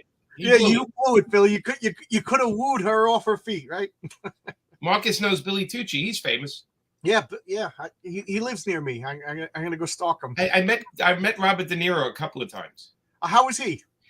Great. He was. I went to see a David Mamet play, and a friend of mine played cards with David Mamet, and he got me a ticket for this play. It was Cuba and his Teddy Bear, and it was a David Mamet play, and it was De Niro and Burt Young was in it, and a couple good actors, and typical David Mamet, great dialogue about New Yorkers, and when I sat in the audience, I had a single ticket, and an older woman came and sat next to me, single ticket. I didn't look at her, and then when we had the break, the intermission, it was Lauren Bacall. Oh wow! And I didn't get up, she didn't get up, so we chatted and we talked for a while, and I had a couple of the playbooks for the play in my hands, and she says, "Why do you have 3 playbooks?" And I said, "Well," so I said, "In my office where I work, I told them I'm going to get De Niro's autograph somehow," and I said, and I took some extra ones in case I got to meet him to get him signed for my friends, right? And she started laughing. She goes, "That's a tall order." And I'm like, "Yeah." I said, "But I'm a positive thinker." And she's laughing. And then the play ended, and she goes, "Do you want to get that signed?" And I'm like, "Yeah, I do." And I said, "Will you do it for me?" And she goes, "No." She says, "What I'll do is I have to go in and talk to Bobby, and I'll tell him you're outside, and I'll see if he wants to let you in, and you could go in there and get them signed." Did you know it was Lauren Bacall at this point? Oh yeah, no, I knew it was Lauren, but Okay. like the minute the intermission and the lights went up, I realized it was Lauren Bacall, right? And so she says, "Wait outside here," and I waited outside a door for what felt like an hour and a half, but it was probably like 40 minutes, 35, 40 minutes. And then she opens the door, and she's leaving, and she goes, "Okay, Jimmy, you can go in and meet him." And De Niro's sitting there. Oh, that's cool. And he goes, "Hey, you want some things? You need some things signed." And I'm like, "Yeah, I really enjoyed the play." And Burt Young's like, "Look at the guy. He looks like he's gonna shit bricks." He was making fun of me. Yeah. And so I I like had Burt Young. Yeah, I had De Niro and Burt Young. They signed all the all the books, and then and De Niro's making small talk. He goes, "What do you do for a living?" And I said, "Actually, at the time I was working at advertising. I said, actually, I do movie posters, and I work also for Pepsi Cola, and I work for Malpaso, which is Clint Eastwood's company. I do movie posters." And he goes, "You ever do any I would know?" And I said, "Actually, I worked on the Raging Bull poster." And he looked at me and he goes, "I have that original artwork for that poster in my studio in Tribeca." And I'm like, "That's cool." In my head, I'm like, "No, you don't. It was actually a photo that was retouched, and but whatever he had, it was." You're not gonna argue with them, right? Right. And I go, "No, kid." He goes, "You worked on that?" I said, "Yeah, I did." I said, "It was one of my first things I did when I worked in the agency." And he goes, "Oh, okay." And he was very nice. They were all nice. They signed the books, and that's it, right? And then I'd say like a year later, I'm walking to the train, and I'm not paying attention. Guys walking beside me, and then all of a sudden I see all these vans and trucks in Brooklyn. What they were shooting was a Bronx Tale. Oh wow, okay. But they shot it in Brooklyn. And De Niro's walking with me. I look, and it's Robert De Niro, and he goes, "Morning." And I go, "Good morning." I said, I know you won't remember me, but I met you like a year and a half ago. I did movie posts." He goes, "Oh yeah, the kid for the play." And I'm like, "Yeah, hey, how you doing? Good?" And I like, "Good." He goes, I said, "What are you doing?" He goes, "Hey, I was shooting the movie The Bronx Tale in Brooklyn. How about that, huh?" And I'm like, "Yeah." And he goes, "All right, have a good day." And I went. That's cool. So I met him twice. Have to have a good memory, huh? To memorize all those lines.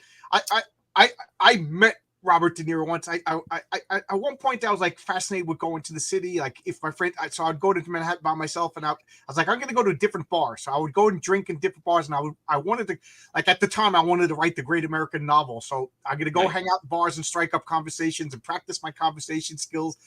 And I'm sitting in a bar, and I'm talking to this beautiful girl over here, and there's a guy back to me, and I bumped into him, and he turned around and goes, "Excuse me," and it was Robert De Niro. And that was my brush with Robert De Niro. There you go. He was very polite, not the chattiest person, but right. You keep hearing that he's shy. Yeah, but he was very, he could have just told her, don't let that kid in. You know what I mean? Yeah. But it would have been the easiest thing in the world. Yeah.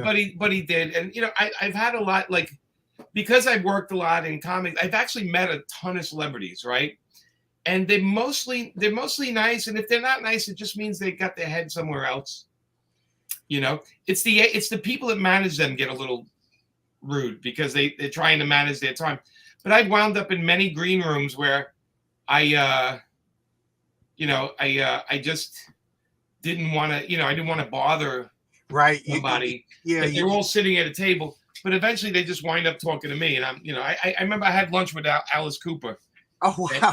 And we talked about he started. Eventually, we talked about golf, which I don't play, but we were in Dallas, and he was asking me about comics, and he said, "Oh, I worked on some comics," and it was just he's a comic fan. Yes, I'm surprised. Yeah, he was a cool dude, man. He was a cool dude. He was, and also the girl from the X-Files, Gillian Anderson. Oh, I hung out with her for like a half hour talking. She was my Hollywood crush for a long time. Yeah, too. she's great. She's tiny. She's small. Yeah. But what a sweet person. She was just, she was exactly how I would hoping she would be, and she was that and more. it was 1992, and I was actually in the World Trade Center at an ATM in the basement, and the person in front of me is taking forever. You ever get on an ATM and the person in front, they can't remember their numbers, they're resetting the numbers, they're checking the balance, and they're going, and I'm just like, oh my God, typical New Yorker, no sympathy, whatever. And I'm like, oh, this person is, and behind me is, it's not that bad. It's not that bad. Woman's voice. And I turn around and I'm about to turn around being like, you shut your mouth. It's Linda Carter. Oh, there you go. Turn her, and she's tall, and I turn her and I just look at her and I go, You're Linda Carter. You're beautiful. And she goes, thank you. And I was like, this person could have taken forever at the ATM. I was just like, I just met Linda Carter, Yeah, no kidding. Yes, that's I covered up my pin. I didn't want Linda Carter knowing my pin. Well, of course she would steal your money because that's what she does. Yeah. Yeah. Yeah. Stallone is short. I met Stallone in high school because they shot Nighthawks right by my school. So is that the one where they were on the tramway with the terrorists with Rutger Hauer? Oh, which one am I thinking of? When there were knights on the motorcycles? Is that the same movie? No. He was a New York cop with Billy D. Williams, and okay, I'm thinking of a different. They were movie. tracking down a terrorist in New York, and the terrorist was Rutger Hauer. It's good if you never saw it. It's kind of fun. Yeah. But Stallone, he's there's most of the actors are short. Al Pacino lived right next to my high school, and he used to walk by in the morning, and he was a small guy, but I love him. Well, living in Brooklyn, they say like percentage wise, it's filled with more celebrities than anywhere else. My neighborhood had 3 singers come out of my neighborhood in Brooklyn. It was Neil Diamond, Barbra Streisand, and oh my God, she's a 70s icon. The only one who came out of my neighborhood was Dee Snider. Tapestry, Carole King. Oh, Carole! Oh my! So think about what a great album! Is that a great album? My Midwood section had Barbra Streisand and Carole King. I mean, what the hell was in the water back then? Yeah. When I got my turntable out of storage, and I was like, I got to buy Carole King Tapestry on vinyl. You can't have that on CD. So Don, you never met Stan? Don, you never met. He's calling it canceled. Yeah. He was a good guy. He was he can talk to you for hours like that. You sound just like him. I hung out with him enough. I could do a pretty good imitation of Stan. How was Stan? Please tell me he was a great guy in real life. He was fun. He was sweet. He was, when I started at Marvel, he came up and shook my hands and introduced himself. Later on, he would when I ran into him, he'd ask me, "Do you need any work? Do I make a call for you? Let me make sure you got enough work." He liked me. We got along. And then when he started doing cons, he would ask for me to host his con. So I would host with the audience. I would host Stan. So it would be me and Stan up on stage. That's awesome. There's a couple of them on YouTube of me and Stan hosting. That's kind of fun to watch. Did you ever meet Jack Kirby? I only met him once when I was a kid, and he had a Band-Aid on his finger, and he couldn't sign anything. Oh, yeah. But I only met him like, hello, Mr. Kirby. But not like John Buscema, of course. I talked to him for a while. There's a lot of comic greats I met and talked to, but Jack, I was that age. I was young when I wouldn't know what to say to him. Yeah, no, I was afraid to meet him. Yeah, I totally understand. Well, I was afraid to ask you to come on my channel for months. Yeah, I'm approachable. Yeah, you totally are. You're nice. Like I said, I can talk to you till the cows come. I do have to get going though. Yeah, me too. I usually have a hard limit of an hour, but John, your wife's gonna kill you because she's dinner's sitting there. Yeah, it is. But Jimmy, anything you want to say to take us out? Yeah, just if anybody watching this show wants to check out what I do, it's very easy. Paperfilms.com. Check it out. That we have a store on there if you want to buy something great. Even if you want to download comics, I got like for $1.99, you get like a PDF, so you own it. It's not like you buy. We try to make it easy, but all the money goes directly to me and Amanda. So when you buy from that site, there's no middleman, there's no giant corporation. It's pretty much us. Yeah. Carbo, like Mike, like he's talking about Carbonaro, or who's he talking about? Carbo. Yeah, I don't know. I didn't mean to click it. So he's talking about the guy that runs the New York Comic Convention. Oh yeah. Okay. Is he Mike Carbonaro? Yeah, I guess so. That's the only name that I would recognize. Oh, thank you, Don. Thank you, Don. Yeah, Jimmy, a pleasure to talk to. I mean, yeah. Oh, Mike Carbonaro. Yeah. Yeah, I've hung out with Mike. He's a character. He's a famous New Yorker, Mike. There's so many stories with him. I don't know where to start, but he's actually lovely, insane, sweet, and treats other comic people like gold. So we love him. That's good. Yeah. When people mention a name, I get a little nervous. Like, please don't tell me anything bad. Please don't tell me anything bad. Nah, man, Jimmy, you were a pleasure to talk to. I could talk to you for hours and hours and hours. What you were saying about hanging out in the backyard with the cooler of beer, man, I wish I was there. Yeah, well, I always like, if you go to a con where I'm at, eventually you go to the bar, I'm hanging out there, and I never tell people not to come. I tell people, come over and say hi. Don't stay 5 feet from me and look at me. Like, come over and say hi. Introduce yourself. Wait. I got locked in the room. Meatloaf was saying, did some fans. We got stuck together for a bit. My friend of mine was his therapist. Oh, really? Meatloaf, yeah. He liked to be referred to as meat. That was actually how he liked it. But that's a great story, getting stuck with Meatloaf. That's pretty cool. And by the way, I'm on Twitter. It's my name. If you put my name in, it's easy to find. Yes. Follow me on Twitter. I do post 1 or 2 science news things every day because I like science news. Yeah. I want to feel like they're going to save the planet somehow. So. Yeah. Mike Carbo. You know what? I believe that story. By pretending to be Mick Jagger. Sounds 100% true. And if it's not, it should be. It's a great story. Even if it's not true, it'll be true in the legends. Right, okay, exactly. Jimmy, I don't want to keep you. I could monopolize your time. You are great to talk to. I'm a big fan. I love your work. I love it even more now after meeting you. And I get so nervous when I talk to big names because I'm like, it's good. It can only diminish in my. But no way, you expanded. Nervous energy is. We don't get that too much when we get older. Oh, yeah. So it's good to embrace nervous energy. I think it means that something means something to you.